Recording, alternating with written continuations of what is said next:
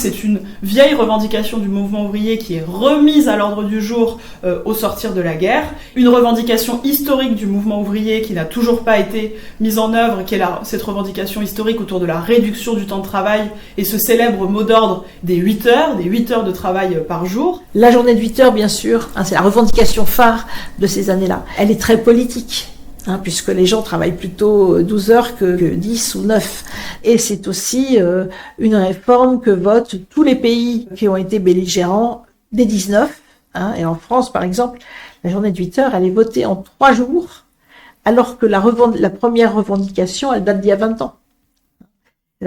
C'était lors de l'exposition universelle de 1889 que les syndicats et partis socialistes réunis avaient, sur un plan international, décrété que cette revendication se tiendrait le 1er mai chaque année pour réduire le temps de travail à 8 heures. Voilà.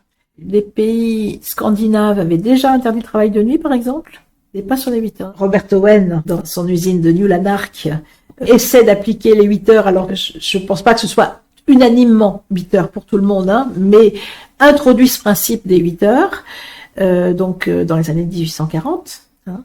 Et puis en France, il y a le bel exemple du familistère de Godin, à Guise, où effectivement, donc en 1870, on applique les 8 heures. Et puis les mineurs ont une réduction du temps de travail en 1894, je crois, qui réduit leur journée à 8 heures, mais c'est des cas très parcellaires.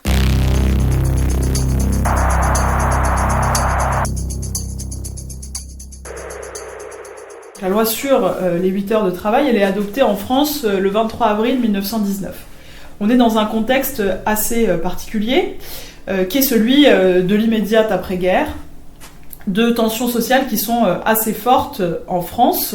La situation ne deviendra pas insurrectionnelle et aussi violente qu'elle l'a pu être en Allemagne ou en Italie.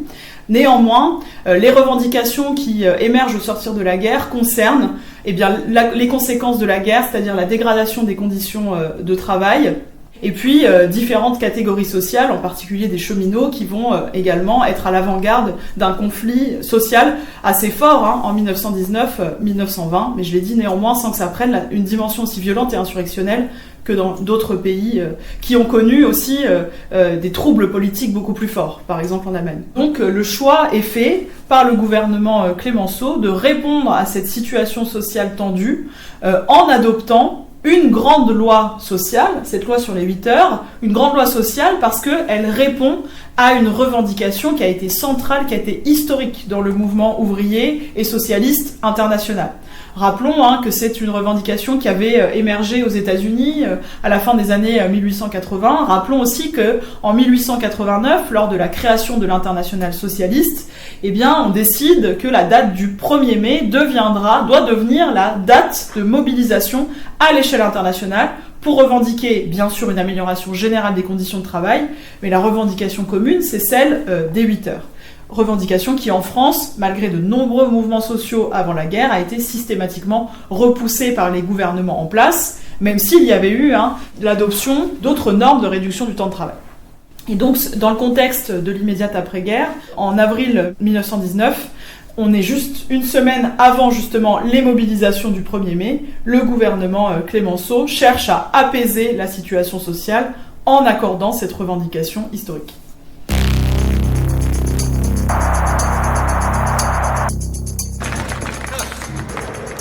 Camarades, nous sommes réunis pour voter pour ou contre la grève. Mais avant que nous passions au vote, saluons tous ceux qui se sont battus en France, tous ceux qui étaient aux côtés de vos camarades, et qui les ont vus tomber. Levez les mains.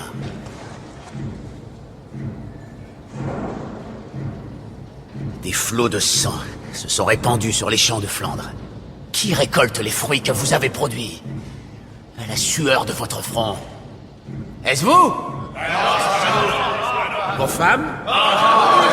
Alors qui? Est-ce qu'ils sont ici avec nous? Ou est-ce qu'ils sont chez eux dans le confort de leur maison, le ventre bien rempli, quand vous trimez pour pouvoir acheter une simple paire de godasses à vos gamins? T'as raison, ouais.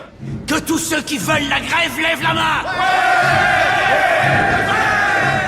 Il y a les révolutions. la révolution russe, qui est la lueur d'espoir pour certains, mais l'incendie pour d'autres. Donc beaucoup vont prendre peur et se dire que peut-être vaudrait-il mieux accepter de légiférer un peu sur la question du travail, de réformer les structures de travail, plutôt que de risquer l'incendie et la révolution à leur tour, quoi. Il n'y a pas que la révolution bolchevique, donc 1917, les révolutions allemandes de 1918-1919, la révolution hongroise de 1918, donc pareil, donc la République des conseils, etc. Et puis on oublie tous les autres mouvements insurrectionnels qui ne sont pas forcément révolutionnaires, mais qui donnent le sentiment que peut-être il va y avoir une révolution mondiale, ce qui est souhaité bien sûr par les communistes, par les bolcheviks, puisque l'idée, c'est que le communisme dans un seul pays, ça ne peut pas exister. L'idée, c'est que la révolution est nécessairement mondiale. Donc, par exemple, le biennio rosso italien, qu'on oublie en général de citer, mais 1919-1920, ce sont 2 années rouges en Italie, avec énormément de soulèvements dans les campagnes, dans les usines, etc. En Italie, au nord du pays qui est plus industrialisé, les ouvriers vont contester, vont revendiquer, vont exiger de meilleures conditions salariales, une amélioration globale de leurs conditions de travail. Il faut dire que la situation de la guerre a largement dégradé la condition sociale dans un certain nombre d'États. Et puis, dans le sud, il existe aussi des mouvements de paysans qui vont s'en prendre, parfois assez violemment, aux propriétaires terriens. Donc vous avez des tensions qui vont effectivement toucher différentes catégories sociales. Et même en Angleterre, il y a des grands mouvements sociaux. Donc on a un sentiment d'effervescence, de soulèvements internationaux, et puis avec cette idée que évidemment, on ne savait pas ce qui se passait en Union soviétique, enfin ce qui n'est pas encore l'Union soviétique à l'époque, mais dans la Russie bolchevique.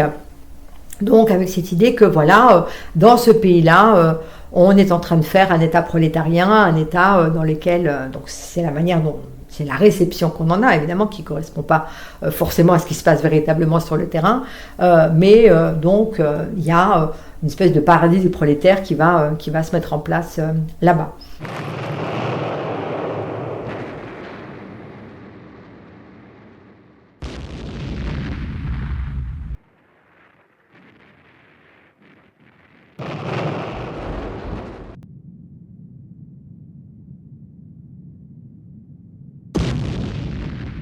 Le contexte est à la fois celui d'un affaiblissement des sociétés, de la démographie, avec des millions de morts, des millions d'invalides, des millions d'orphelins, des millions de veuves, etc. Donc les sociétés sont fortement affaiblies par cette guerre.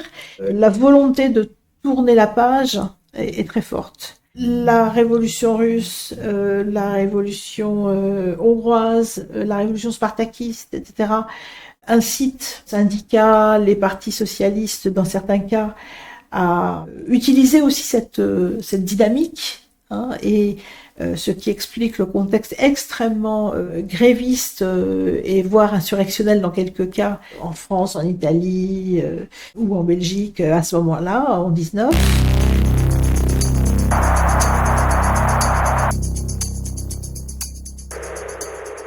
Le personnel politique qui défend cette loi sur les 8 heures fait face à un certain nombre d'opposants. Les gouvernements français se sont opposés historiquement à cette revendication historique, et bien sûr, les organisations patronales, le patronat s'est opposé à cette revendication historique en donnant un certain nombre d'arguments. L'argument principal, qui va être d'ailleurs, qui va ressortir bien sûr dans le contexte de l'après-guerre, qui est aussi un contexte relative tension économique et de crise économique également, c'est de dire que la baisse du temps de travail conduira automatiquement à une baisse de la productivité.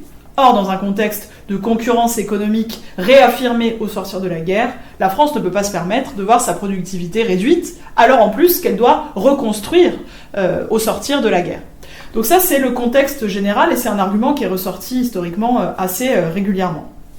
Pour opposer et pour démonter d'une certaine manière cet argument, ceux qui défendent la loi, en particulier les socialistes qui défendent la loi au Parlement en 1919, ils vont s'appuyer sur un certain nombre d'enquêtes, un certain nombre d'enquêtes qui viennent notamment d'inspecteurs du travail. On peut penser par exemple à l'enquête de Marcel Froid qui affirme que la baisse du temps de travail doit au contraire être un moyen pour moderniser l'appareil productif français et ainsi donc améliorer le rendement et la productivité des travailleurs français. Donc pour lui, la baisse du temps de travail doit en fait inciter les industriels à mettre en place un système qui relève de l'organisation scientifique du travail et doit en conséquence améliorer la production.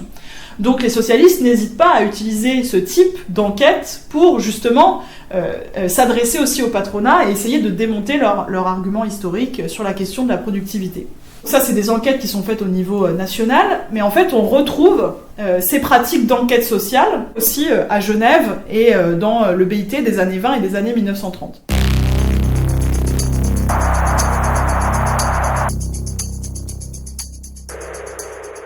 Le bureau, c'est le secrétariat, c'est l'administration en fait de l'Organisation internationale du travail. C'est là où on a les fonctionnaires internationaux, c'est là où on a les experts qui sont en fait convoqués par ces fonctionnaires internationaux sur les sujets qu'ils ne peuvent pas traiter eux-mêmes. Donc il y a toutes sortes de commissions d'experts, etc.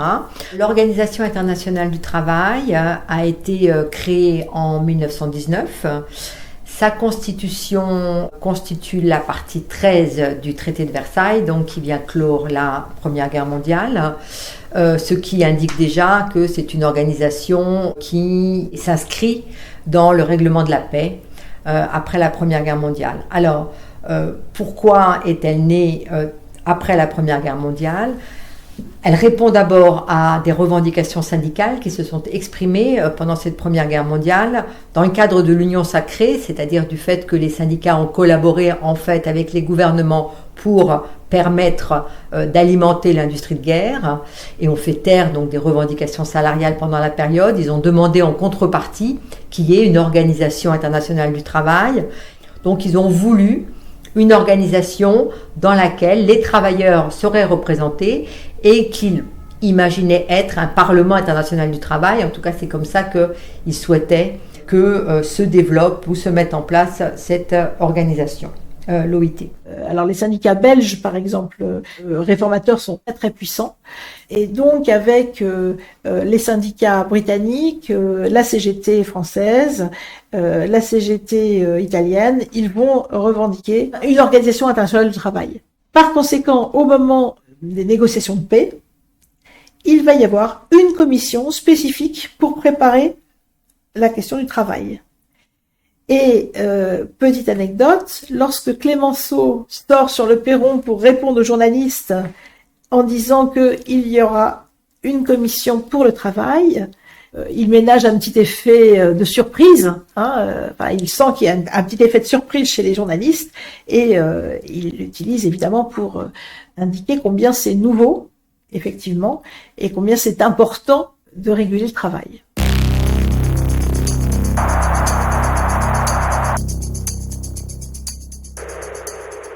L'Organisation internationale du travail adopte des conventions internationales qui sont adoptées lors des conférences internationales du travail qui sont annuelles. Et si on regarde la première convention de l'OIT qui est adoptée lors de sa première grande conférence internationale à Washington en 1919, porte justement sur les 8 heures. Donc c'est la reprise de cette revendication historique du mouvement ouvrier international, c'est-à-dire la réduction du temps de travail et la journée de 8 heures. Les toutes premières conventions, c'est intéressant quand même de se représenter ce qu'elles sont. Première convention numéro 1, c'est la journée des 8 heures. Donc là, on est en novembre 1919. Donc c'est la première fois que la CIT se réunit. Ça se passe aux États-Unis, à Washington DC, parce que c'était prévu comme cela. Le Congrès, entre-temps, américain, n'a pas ratifié le traité de Versailles et la création de l'OIT, et s'est retiré au nom de son isolationnisme. Hein. Et donc ce sont les Européens massivement, mais aussi il y a des Américains du Sud, il y a quelques colonies comme l'Égypte en train de devenir indépendante, il y a l'Inde aussi qui est représentée, Et donc, première convention qui est votée, c'est les 8 heures. Alors là, c'est clair et net par rapport à cette volonté de donner un gage au monde ouvrier, de dire voilà, votre revendication qui traîne depuis 30 ans, la voici sur un plateau d'argent, c'est la première convention.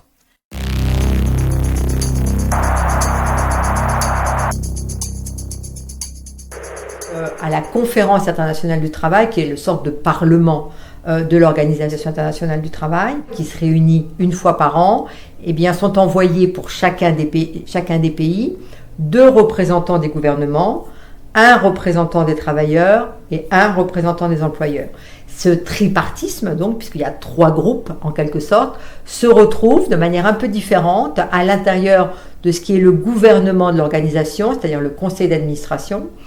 Et dans ce conseil d'administration, au sein duquel siègent de manière privilégiée ce qu'ils appellent les nations les plus industrielles, donc il y a un privilège donné aux nations occidentale, en quelque sorte, de l'Europe occidentale, et puis des États-Unis quand ils entrent en 1934, eh bien, là, on a une organisation par groupe, véritablement, c'est-à-dire il y a le groupe des employeurs, le groupe des travailleurs et le groupe des gouvernements, avec une surreprésentation du groupe gouvernemental, mais cette organisation ne se fait pas par pays, à la différence de la Conférence internationale du travail. Bon, c'est un peu un détail d'organisation, mais ça dit quelque chose, parce que dans le gouvernement, véritablement, de l'organisation, eh bien, le tripartisme est véritablement très très fort, puisque c'est pas une organisation par pays, c'est vraiment une organisation par groupe. Employeurs, travailleurs, gouvernement.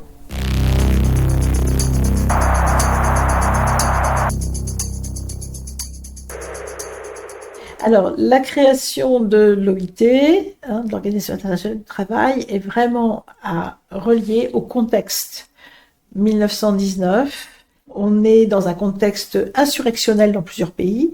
N'oublions pas, bien sûr, la révolution spartakiste.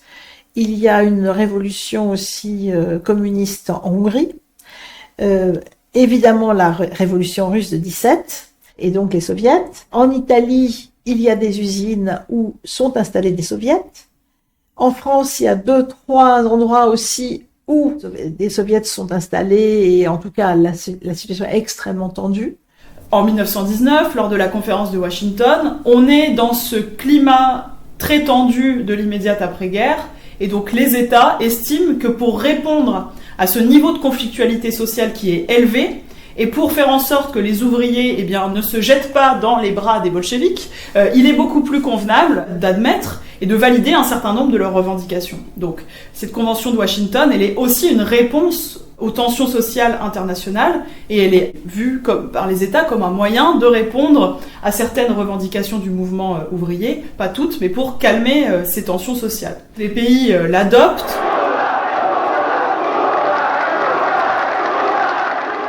Si les gouvernements des belligérants et leurs assemblées, parce que ça a été voté après dans chacune des assemblées des pays membres, ont accepté ce principe d'une organisation internationale du travail, c'est bien parce que chacun voulait apaiser le climat social dans son pays, et penser que en régulant la concurrence internationale, on allait apporter la paix sociale, donc la paix universelle. Dans les années 20, c'est-à-dire juste au moment où l'OIT est mise en place, la question des conditions de travail, du temps de travail, du travail des enfants, du travail des femmes, de la sécurité industrielle et de l'hygiène industrielle, des assurances sociales, des migrations, toutes ces questions-là ont chacune un bureau au BIT, au Bureau international du travail. L'activité du Bureau international du travail fonctionne avec un nombre assez restreint de fonctionnaires, de très très haute qualification. Alors là, ils sont tous polyglottes, évidemment, puisque une grande partie de leur travail, c'est de lire des enquêtes de tous les pays rassemblés. L'activité de ces fonctionnaires est complétée par tout un réseau d'expertise, avec des gens qui sont éventuellement temporairement employés par le Bureau international du travail pour mener une enquête, par exemple, et puis des gens qui font don de leur expertise dans leur hôpital ou dans l'inspection du travail, dans un pays ou dans un autre, et dont les travaux sont rassemblés par le bureau. Ce qui permet évidemment au BIT de pouvoir tabler sur un nombre énorme de statistiques, d'études, avec des cas extrêmement variés, qu'ils n'auraient pas les moyens de toute façon de mener, ni les moyens humains, ni les moyens financiers. Donc cette mise en réseau d'experts internationaux, elle est indispensable à leur activité. Donc voilà, leur travail à eux, c'est de faire des recherches, de faire des rapports et de proposer des voies de réforme. Les enquêtes sociales se sont largement développées avec la société industrielle depuis le 19e siècle, et donc des inspecteurs, mais aussi des syndicalistes ou des ouvriers mènent tout un tas d'enquêtes sociales, et en fait l'enquête sociale devient aussi un instrument politique, bien sûr, pour défendre des normes, que ce soit dans un camp ou dans l'autre.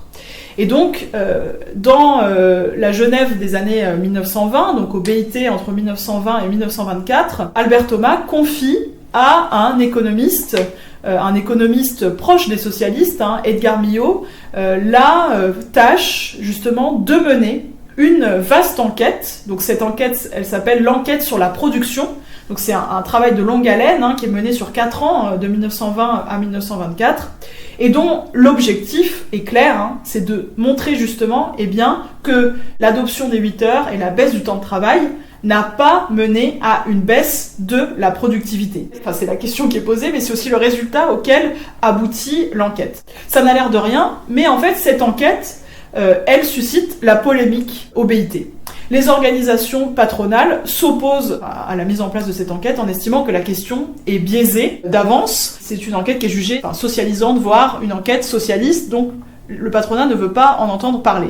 Malgré tout, l'enquête arrivera à son terme, mais on voit que, ça peut paraître peut-être étonnant, mais la réalisation de cette enquête, en fait, c'est une véritable polémique politique. Cette enquête sociale, cette enquête sociologique devient effectivement une controverse politique absolument fondamentale dans les premières années de l'OIT.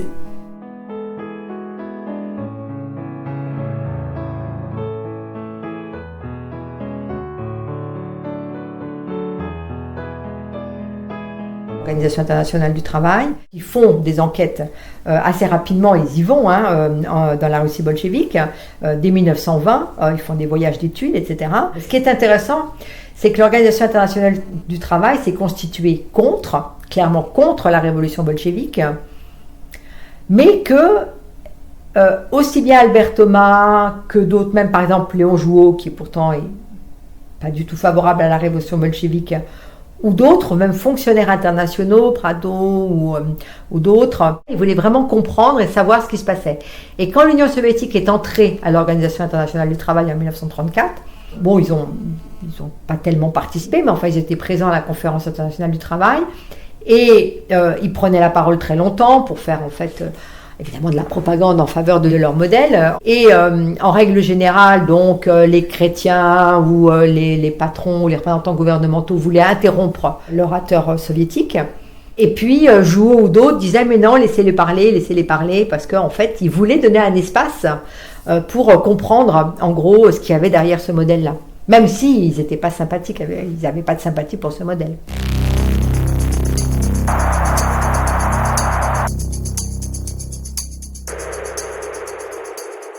Pendant la Première Guerre mondiale, comme finalement pendant toutes les guerres, on s'aperçoit que à la fois il y a des gens qui sont au combat et puis des gens qui travaillent pour nourrir ces combats, et puis qu'en même temps on prépare la suite.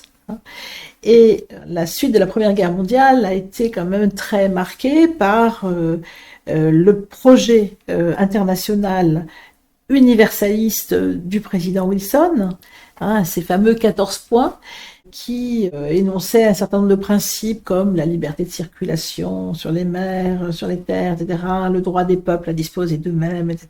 Et des principes qui, en fait, renforcent d'un certain sens le libéralisme, le capitalisme, et d'autres principes qui, eux, sont plutôt universalistes dans le sens des droits des hommes et des citoyens, et des liens de solidarité. Et ces 14 points de Wilson montrent aussi à ce moment-là l'engagement des États-Unis d'Amérique vers l'Europe. Wilson avait dû vraiment lutter contre l'isolationnisme qui était déjà bien installé aux États-Unis pour faire rentrer le pays en guerre.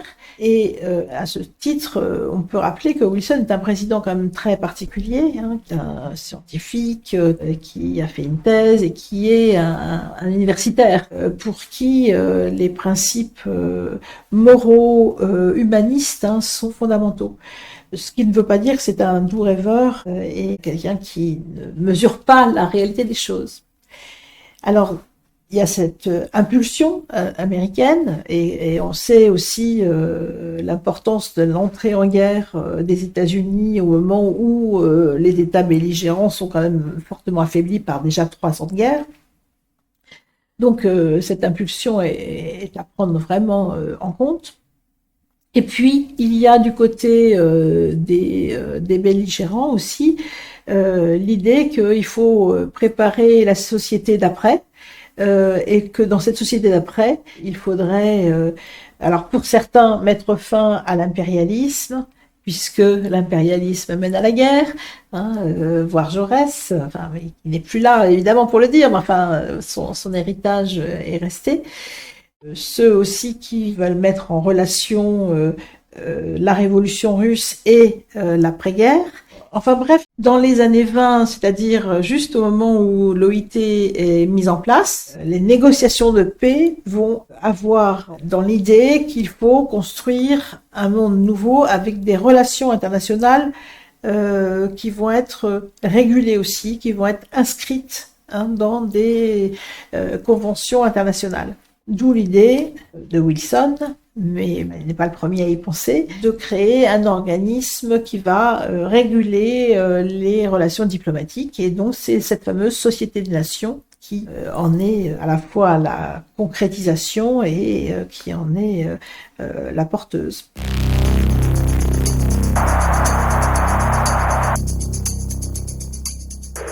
L'Organisation internationale du travail est donc incluse dans le traité de paix, donc dans le traité de Versailles, qui comprend une partie 13 consacrée au travail, qui est en fait le texte qui va devenir la constitution de l'Organisation internationale du travail. Ce texte, il établit un certain nombre de grands principes, notamment l'idée qu'il faut que pour établir la paix, il faut construire la justice sociale. Donc au-delà de la garantie de la paix au sens classique du terme, c'est-à-dire au sens des conflits militaires qui pourraient émerger entre les États, ça passe par la création d'une société des nations. Le traité comprend également la création d'une organisation spécifique consacrée à la mise en place d'une législation sociale sur le plan international.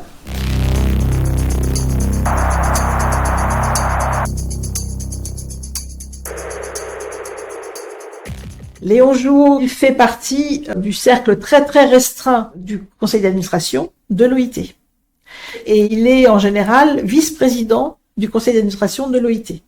Donc ce qui est un poste effectivement très important, parce que il y a 3 personnes, il y a le directeur général du Bureau international, il y a le président de l'Organisation internationale du travail, c'est Arthur Fontaine au départ, lui aussi jusqu'à sa mort. Après, on changera tous les ans de président. Et puis, 2 vice-présidents, un représentant les patrons et un représentant les syndicats ouvriers. Et Léon Jouot a occupé cette fonction pendant très très longtemps. Et d'ailleurs, il a été prix Nobel de la paix pour cette raison. Léon Jouot, il est resté, je crois, de 1919 à 1954, année de sa mort. Et donc, il a même eu... en 51, le prix Nobel de la paix pour son engagement en fait à l'intérieur de l'Organisation internationale du travail en particulier. Et il faut savoir que Léon Jouot donc est aussi quelqu'un qui avait participé à la mise en place de l'Organisation internationale du travail. Il était présent en fait dans les négociations en 1919 à Paris, dans la commission qui a discuté les conditions de l'élaboration et la constitution de l'Organisation internationale du travail. Donc c'est vraiment, je dirais, un des piliers de cette organisation et du syndicalisme réformiste.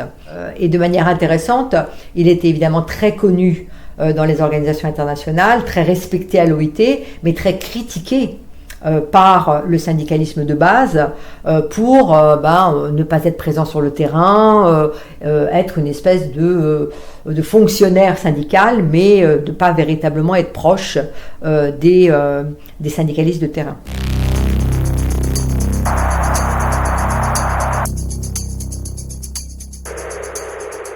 Ce à quoi avaient résisté les libéraux durant de nombreuses années va finir par pouvoir advenir. Alors, à quoi avait-il résisté jusqu'alors ? À l'idée de légiférer en matière de travail, au fait que l'État ou les États interviennent dans la sphère de l'entreprise privée et sur la régulation de l'économie en quelque sorte.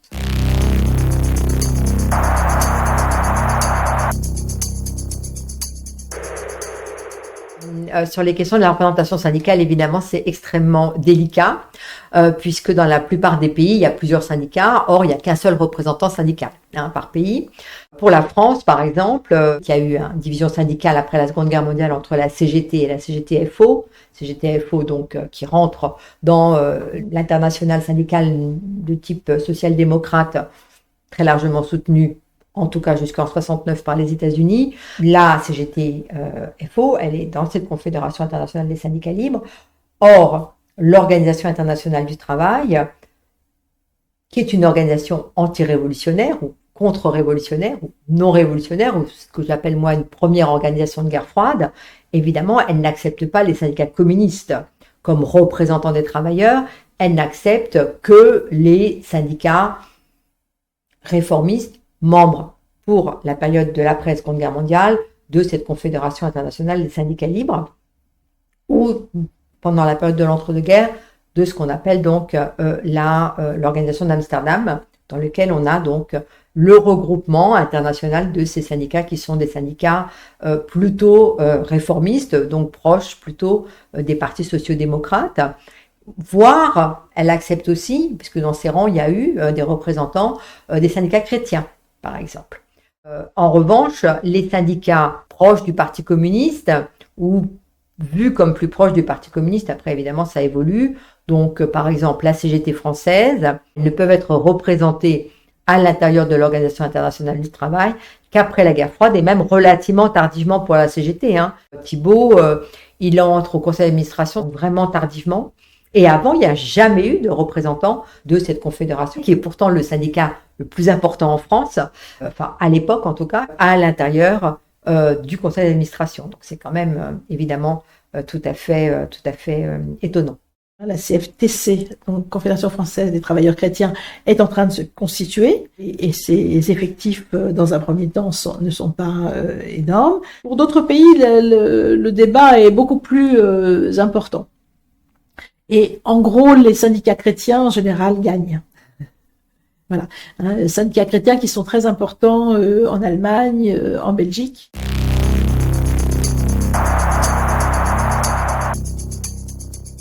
Il y a la scission après 1920 entre CGT et CGTU. Donc la CGTU étant plus révolutionnaire que la CGT, eh bien ça ne change rien pour l'OIT. C'est la CGT qui reste représentante des syndicats français. Après, lorsque la CGTU rejoint la CGT, bon ben voilà, ça n'a toujours rien changé.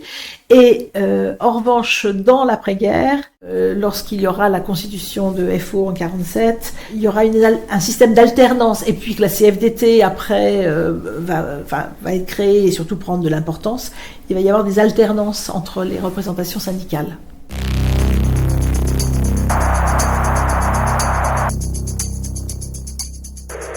La CGIL italienne, elle évolue elle-même énormément et elle se distingue de plus en plus du Parti communiste. Eh bien, elles n'entrent finalement, elles ne peuvent être représentées à l'intérieur de l'Organisation internationale du travail qu'après la guerre froide.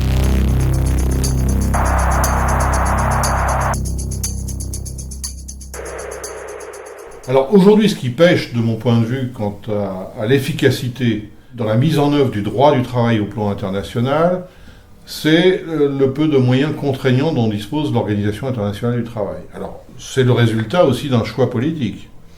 Ce sont les États qui ont créé l'Organisation internationale du travail. Après la Seconde Guerre mondiale, L'OIT, qui a été créée en 1919, est devenue l'agence spécialisée des Nations Unies chargée de promouvoir la justice sociale par le biais des conventions et en surveillant la manière dont les États appliquent ces conventions. Mais le moyen essentiel pour essayer de faire évoluer positivement l'application de ce droit passe par des délibérations internationales. C'est la mécanique propre au fonctionnement des Nations Unies. Autrement dit, on constate une lacune ou une défaillance ou une faute de la part d'un État, on propose une délibération aux autres États, disant à cet État, vous n'êtes pas dans les clous du droit du travail pour tel et tel motif, et on vous demande de prendre telle ou telle mesure pour vous remettre en conformité.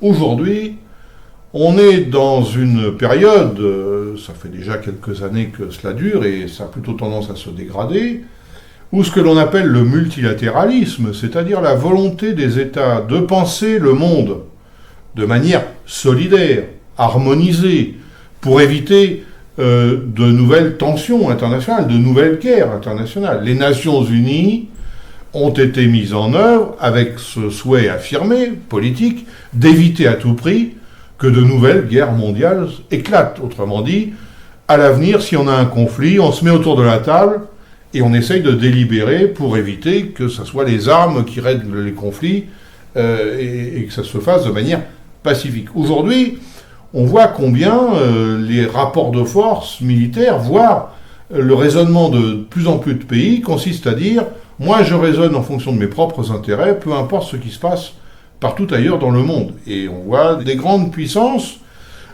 ignorant les enseignements de l'histoire, à savoir que la pauvreté, où qu'elle existe, représente une menace pour la prospérité de tous. C'est la déclaration de Philadelphie de 1944.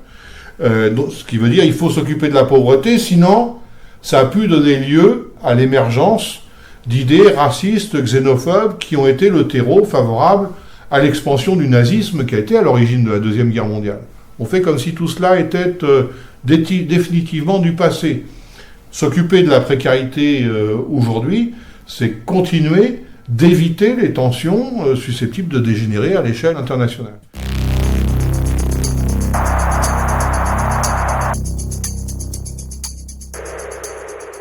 Alors, la question de la ratification des conventions est une question qui pose en fait le rapport au pouvoir symbolique et au pouvoir réel, et à la pédagogie.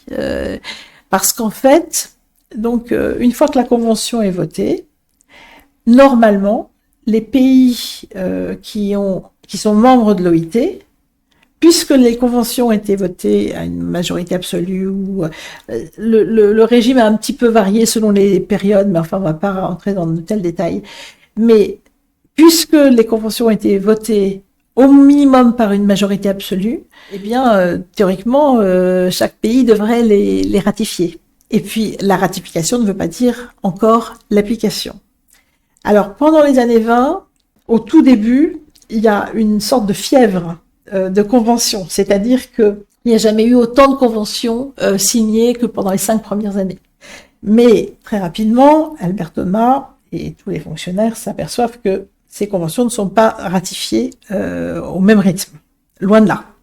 Et que même un pays comme la France, par exemple, en 1936, qui est donc gouverné par le Front populaire, en plein accord idéologique avec ce qu'est l'OIT, eh bien, la ratification est difficile, parce qu'elle dépend aussi du Parlement, et dans ce Parlement, peut-être qu'on peut faire d'autres choix que cela, y compris si on partage les mêmes valeurs.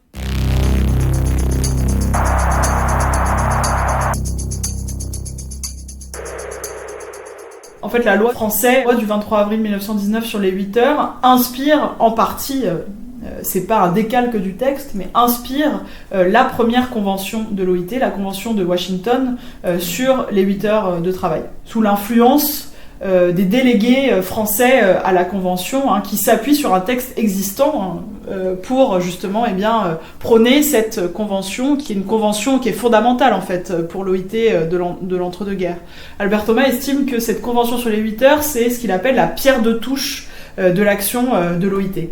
Pour lui, c'est véritablement autour de cette convention qu'il faut travailler, et donc il mène inlassablement des voyages, des rencontres avec les organisations patronales, ouvrières, gouvernementales, pour prôner la ratification de ces 8 heures. C'est une tâche qui est extrêmement complexe, qui n'aboutit pas intégralement, mais ça montre l'importance que l'organisation internationale donne à cette première convention fondatrice en fait de l'organisation. Ce que l'on observe, c'est qu'un certain nombre d'États, qui pourtant ont adopté des mesures de réduction du temps de travail, ne vont pas ratifier immédiatement cette convention des 8 heures. Si je prends le cas de la France, la loi du 23 avril 1919 adoptée par le gouvernement Clémenceau, donc la loi sur les 8 heures en France, inspire assez largement, même si le texte est un peu différent, mais inspire tout de même la première convention de Washington. Néanmoins, la France refuse de ratifier immédiatement ce texte en invoquant le fait qu'elle demande une ratification conditionnelle. Elle estime que si elle est la seule à ratifier cette convention des 8 heures, ça va introduire une forme de concurrence qui ne lui sera pas favorable par rapport aux États voisins. Donc elle demande que les États voisins ratifient également cette convention. Donc elle ne sera ratifiée par la France qu'en 1927, alors même que la France a été motrice dans l'inspiration du texte. Donc vous voyez, c'est ces différentes tensions que l'on voit émerger. Donc cette question de la ratification, elle est très complexe. Et à la fin des années 20, toujours Albert Thomas indique qu'il faut ralentir la création de nouvelles conventions et qu'il faut absolument faire ratifier le plus possible. D'où les très très nombreux voyages qu'il effectue ou que le sous-directeur effectue durant cette période la fin des années 20 et début des années 30, pour faire ratifier. Donc c'est ce qu'il appelle la diplomatie du travail. Dans certains cas ça fonctionne, dans d'autres cas ça ne fonctionne pas. Mais après, si jamais la convention est ratifiée, ça dépend aussi du niveau de législation sociale du pays en question. Par exemple, sur les 8 heures, la plupart des pays ont voté entre 19 et 21, on va dire, la journée de 8 heures. Certains vont l'avoir votée chez eux, mais pas forcément ratifiée dans les termes qui sont exprimés par la Convention. Et puis, si la Convention est signée et votée, elle est ratifiée, elle peut se trouver aussi en décalage avec la législation du pays. D'ailleurs, c'était l'objectif, c'était d'inciter les pays, une fois qu'ils ont ratifié une convention, d'aligner au mieux disant leur législation. Dans certains cas, la législation, par exemple sur les maladies professionnelles en Grande-Bretagne ou en Allemagne, elle est bien plus avancée que celle des conventions de l'OIT. Donc, pas d'avantage à ratifier. Même si les pays ratifient pour s'aligner, finalement, ça ne change pas grand-chose chez eux. Et puis, une fois ratifié, ça peut se faire aussi avec des adaptations locales. Alors ça, les adaptations locales sont extrêmement importantes durant cette période. Et là, avec cette question des adaptations locales, c'est-à-dire en fonction des possibilités économiques, en fait, des pays, ça remet évidemment un peu en question la question de l'universalité.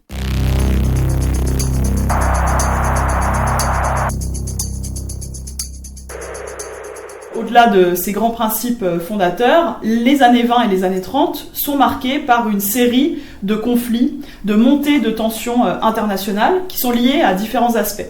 Alors tout d'abord, j'ai parlé du traité de Versailles. On sait très bien que ce traité de la paix a établi par exemple la responsabilité de l'Allemagne dans le déclenchement de la guerre et en conséquence a lié l'Allemagne au paiement de réparations. Paiement des réparations qui va aggraver la situation économique et sociale de l'Allemagne dès le début des années 1920. Et donc la question du paiement des réparations, par exemple, va être une question lancinante qui va nuire grandement aux relations européennes, qui va être réglée par un certain nombre de conférences ou de nouveaux accords en 1924 et en 1929, les États décident de rééchelonner le montant des paiements de l'Allemagne, mais aussi de lui permettre de payer les montants en liant ces paiements notamment à la possibilité de contracter des prêts, notamment avec les États-Unis et les banques américaines. Et donc cette question des réparations, elle est centrale dans les relations européennes dans l'entre-deux-guerres. Il y a une montée, en tout cas, la question franco-allemande n'est pas vraiment résolue non plus durant l'entre-deux-guerres. Rappelons que la France décide d'occuper militairement la Ruhr à partir de 1923. Donc là, c'est une date d'explosion, de tensions fortes entre la France et l'Allemagne. Et cette question de la résolution de la relation franco-allemande, elle va véritablement être centrale dans cette période. Mais il faut penser aussi à d'autres pays dans lesquels la situation intérieure est particulièrement tendue, ce qui va se traduire aussi à l'échelle internationale. Si on pense par exemple au cas de l'Italie, la victoire mutilée telle qu'elle est ressentie par les Italiens qui se sont placés du côté des vainqueurs mais qui ne voient pas satisfait toutes leurs revendications territoriales, cela aussi va contribuer, on le sait, à la montée d'un mouvement politique, le mouvement fasciste, qui va ensuite se traduire par une volonté expansionniste en Europe, pas seulement en Europe, aussi dans le domaine colonial, avec l'invasion de l'Éthiopie au milieu des années 1930. Donc vous avez une série de puissances qui menacent la paix en Europe.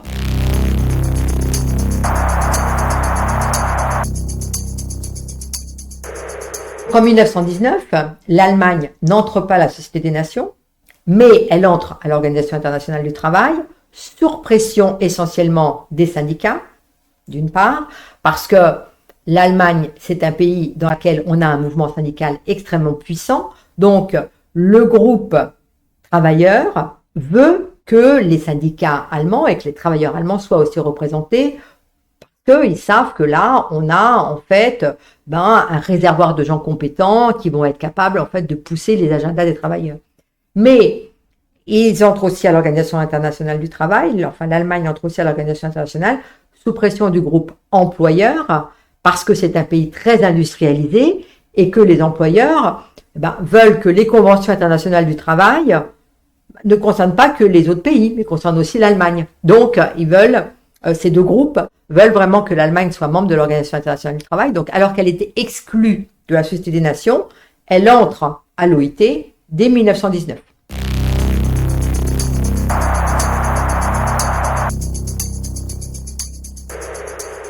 Si l'on prend le cas de l'Allemagne, c'est sans doute le cas le plus saisissant, puisque vous avez en fait deux modèles politiques qui vont s'opposer. La mise en place d'une république, la République de Weimar, qui va être dirigée dans ses premières années par les sociodémocrates allemands, donc le parti du SPD qui s'était forgé à la fin du 19e siècle, donc le parti socialiste allemand, si je le dis très rapidement, et qui va voir s'opposer à un modèle politique beaucoup plus radical, beaucoup plus à gauche, prôné par un mouvement spartakiste qui avait émergé pendant la guerre, donc c'est l'aile gauche du SPD, qui va prôner, certes, un changement radical de régime. Les deux refusent bien sûr l'héritage impérial qui avait perduré jusqu'à la fin de la guerre et qui avait mené justement aussi à cet expansionnisme et à la Première Guerre mondiale. Mais ce modèle spartakiste va prôner une révolution, pour le dire rapidement, sur le modèle soviétique, donc un modèle social beaucoup plus avancé que celui qui sera proposé par les sociodémocrates de la République de Weimar. Ces tensions sociales, elles iront très loin, puisque en 1919, le pouvoir en place, donc les sociodémocrates qui sont en place à la tête de cette République de Weimar naissante, décident qu'il faut mettre un terme à ce mouvement révolutionnaire.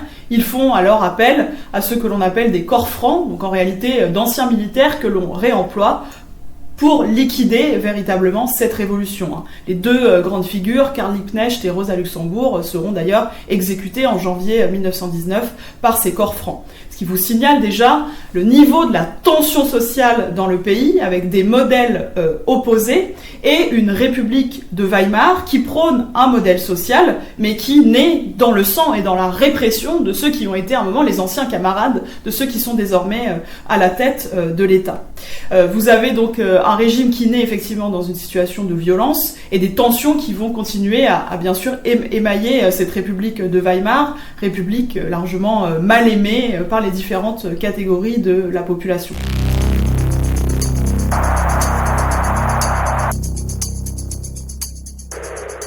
Bon, évidemment, Ebert et la manière, et Noske en particulier, la manière dont ils ont écrasé en fait la révolution de 1918, 1919, et bon, surtout l'assassinat de Karl Liebknecht et Rosa Luxembourg en 1919, bon, dont on n'est toujours pas sûr, mais on pense qu'il est possible en tout cas, mais sans aucune certitude, qu'elle ait été pas forcément ordonnée par Ebert, mais que Ebert ait été d'une certaine manière, donc Ebert c'était le dirigeant de l'État de Weimar, enfin donc intermédiaire, et qui était social-démocrate, donc qu'elle ait été en tout cas approuvée d'une certaine manière par Ebert.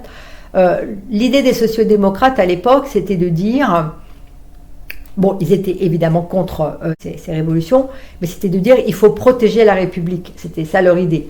Donc l'idée c'était, si on laisse ces révolutionnaires agir, eh bien on va avoir le danger, un danger encore bien supérieur, qui va être la prise du pouvoir par les militaires, etc., etc. Et donc, c'est ce qu'ils disaient, hein, je ne suis pas du tout pour les excuser, mais ce qu'ils disaient, c'est qu'ils voulaient à tout prix protéger la Nouvelle République, qui était évidemment fragile, donc après la chute de l'Empire, et que c'est la raison pour laquelle donc ils ont réprimé. Mais ensuite, il y a eu d'autres épisodes d'insurrection en 1923, etc., qui ont été tout autant réprimés que la révolution allemande, enfin les révolutions allemandes, puisqu'en fait il y a plusieurs phases dans la révolution de 1918-19.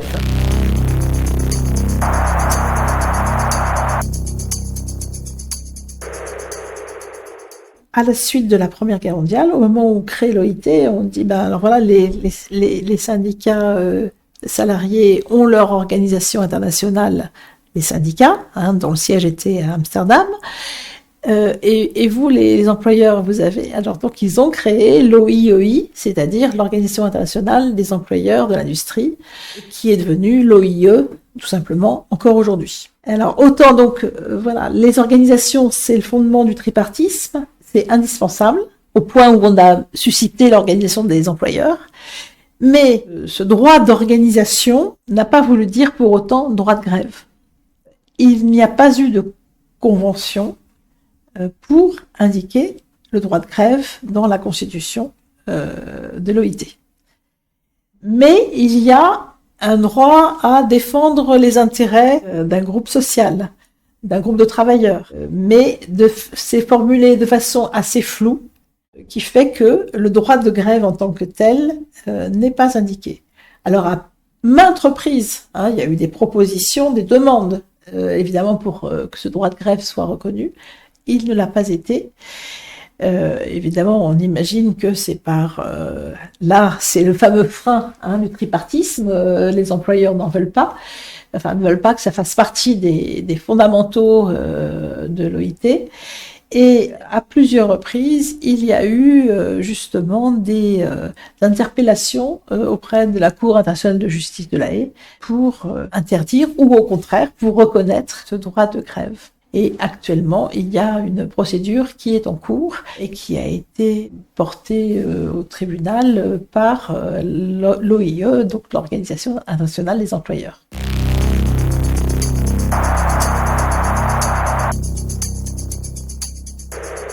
L'Organisation internationale du travail ne relève pas de la diplomatie traditionnelle parce qu'il ne s'agit pas d'une organisation chargée de régler la paix, en tout cas pas la paix au sens militaire, mais elle se donne pour objectif d'instaurer la paix dans le monde par le biais de la mise en place d'une législation sociale internationale. Donc son objectif, c'est d'instaurer la paix par la justice sociale, si je reprends les termes du préambule de la Constitution de l'OIT. Cette organisation, elle ne naît pas de nulle part. Elle est le résultat aussi d'un certain nombre de demandes, de revendications venant de différentes catégories d'acteurs qui avaient émergé déjà depuis le 19e siècle. Certains avaient déjà prôné au 19e siècle la mise en œuvre d'une législation sociale harmonisée à l'échelle de l'Europe, ce qui aurait permis d'éviter ce qu'on appellerait aujourd'hui des formes de dumping social, dans la mesure où les travailleurs, les main-d'œuvre circulent entre les différents États. L'OIT est une agence technique, en quelque sorte, de la SDN. Enfin, ça, l'agence technique, c'est dans l'architecture institutionnelle. Les gens de l'OIT font tout le temps pour ne pas être assimilés à une agence technique.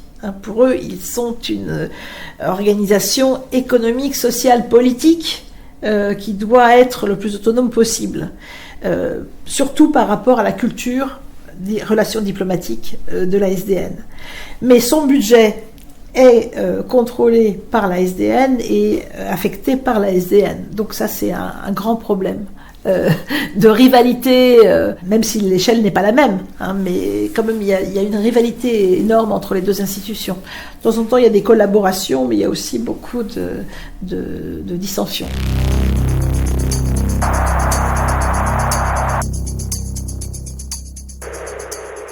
Ça a évolué, donc comme dans tous les systèmes donc de la Société des Nations puis de l'ONU, ceux qui sont censés financer le plus sont les gouvernements des pays qui appartiennent à l'organisation, qui ont adhéré à l'organisation en fonction donc de leur richesse et de leur population, donc du produit intérieur brut et de la population. Il y a une pondération entre les deux. Dans les organisations où sont les États-Unis, c'est les États-Unis qui proportionnellement aux autres, puisque c'est le pays le plus riche, qui évidemment finance le plus. Mais en réalité, dès le départ d'ailleurs, ce financement-là n'a pas suffi.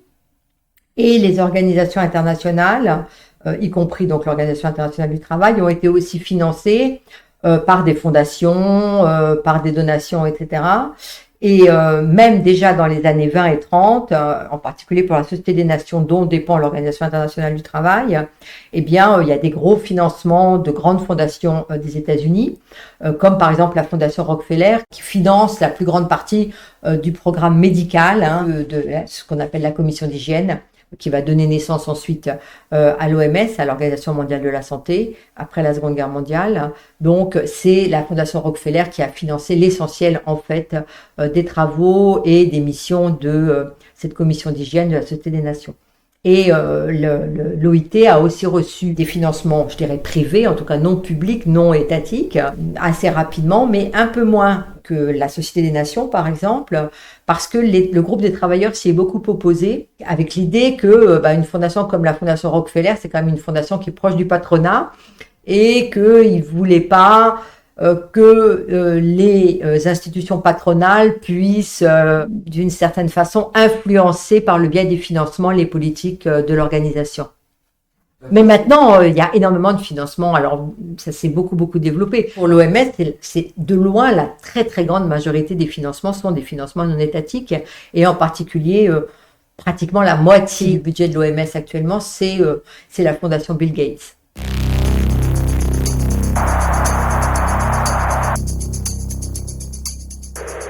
Là, on est au cœur de ce qui se passe en ce moment avec Trump. Le budget de l'OIT, donc, dépend maintenant de l'ONU, non plus de la SDN, et il est en fonction bien sûr, des participants, des pays participants. Et dans l'histoire, à chaque fois que les Américains se sont retirés, évidemment, ça a été une grosse perte financière pour le fonctionnement même de l'OIT.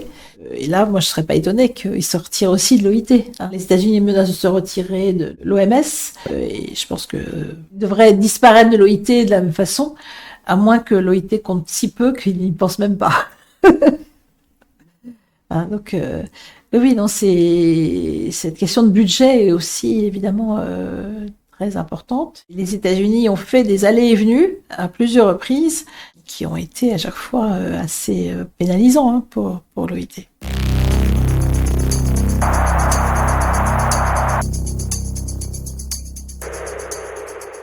Une des premières faiblesses de la Société des Nations, c'est le fait que Woodrow Wilson, le président américain, a porté cette idée, mais le Sénat américain refuse de signer le traité de Versailles, après la guerre, et en conséquence de quoi les États-Unis n'entrent pas dans la Société des Nations. Donc vous avez donc une des principales puissances qui s'est largement affirmée pendant le premier conflit mondial, qui ne fait pas partie de cette grande organisation.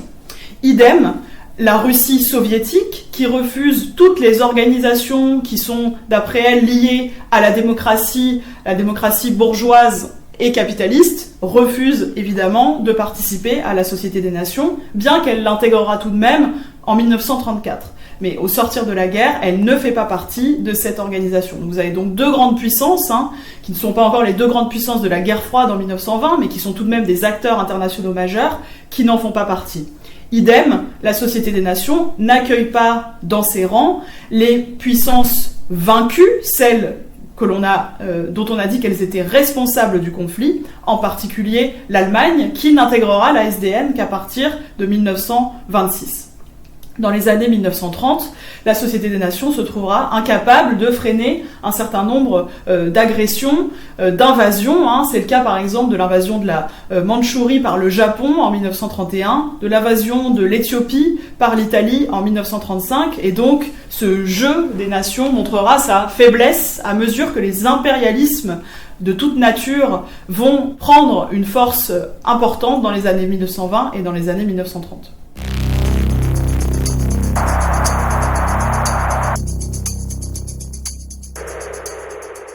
L'Organisation internationale du travail a été, on peut dire, marginalisée sur les questions économiques. Albert Thomas, donc le premier directeur du Bureau international du travail, donc jusqu'en 1932, ce qu'il avait en tête, c'est qu'on ne pouvait pas séparer l'économie et le social, qu'on ne pouvait pas faire une politique sociale ou on ne pouvait pas faire des programmes sociaux sans, en fait, les lier à des politiques économiques. Donc, il y avait cette idée chez Albert Thomas, mais évidemment il a échoué, qu'il faudrait que l'OIT ne soit pas simplement une organisation sociale, mais qu'il soit aussi une organisation de régulation économique. Cet objectif a échoué, et à l'intérieur de la Société des Nations, il y a eu une commission, en anglais, Economic and Financial Organization, donc l'organisation économique et financière de la Société des Nations, qui d'une certaine manière ensuite a donné naissance au système de Bretton Woods, on peut dire. Bon. Et donc, il y a une séparation dans les années 30, très claire, qui s'est faite entre l'économique et le social. Du coup, l'Organisation internationale du travail, elle a un pouvoir qui est un pouvoir limité, parce que faire du social sans avoir d'influence sur l'économie, vous voyez bien, c'est un petit peu compliqué. Donc ça a toujours été une difficulté, et l'Organisation internationale du travail a essayé de se rapprocher, bien sûr, des organisations économiques. Ils ont même à un certain moment fait des alliances, etc. Et d'ailleurs, de manière ironique, il se trouve que l'OMC se trouve à Genève dans les bâtiments originaux de l'Organisation internationale du travail, qu'ils occupent actuellement. Bon, et l'Organisation internationale du travail a des nouveaux bâtiments.